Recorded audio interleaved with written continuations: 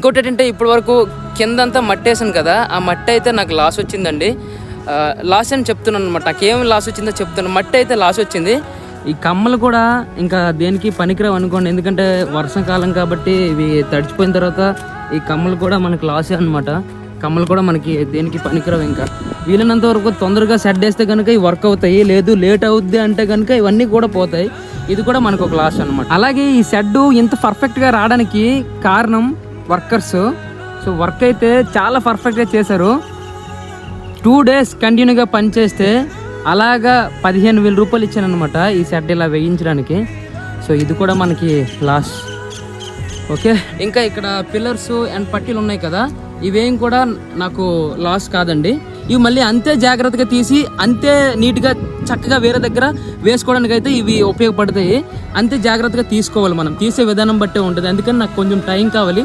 Time ఇస్తే కనుక ఖచ్చితంగా నేను తీసి జాగ్రత్తగా వేరే దగ్గర నేను సెట్ వేసుకుంటాను అనమాట. లాస్ వచ్చిందని నేను ఎవరికి ₹1 కూడా అడగలేదు. ఒకరి దగ్గరికి వెళ్ళేసిన ₹1 కూడా నేను నాకు సాయం చేయండి అని అడగలేదు. కానీ మన సబ్స్క్రైబర్స్ ఉన్నారు కదా, కానీ మీరు చేయవలసింది ఒకటే, నేను షెడ్ స్టార్టింగ్ చేసిన నుంచి ప్లేస్ క్లీన్ చేసిన నుంచి ప్రతి ఒక్క వీడియో కూడా నేను తీసి రికార్డ్ చేసి పెట్టున్నాను. సో ఈ వీడియోస్ అనేవి దాదాపుగా ఒక 10 వీడియోస్ ఉంటాయి. నేను మళ్ళీ స్టార్టింగ్ నుంచి రీపోస్ట్ అనేది చేస్తాను. అంటే అది వరకు మీరు చూడలేదు ఆ వీడియోస్ ఏమి, అవి మళ్ళీ నేను నా వాయిస్ ఓవర్తో వస్తాయి.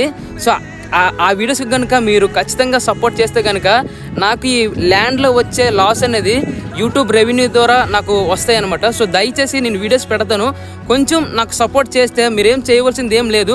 నా వీడియోస్ని మీరు చూసి 10 మందికి షేర్ చేయండి. మీరు చేసిన సహాయం నాకు అదే సరిపోద్ది.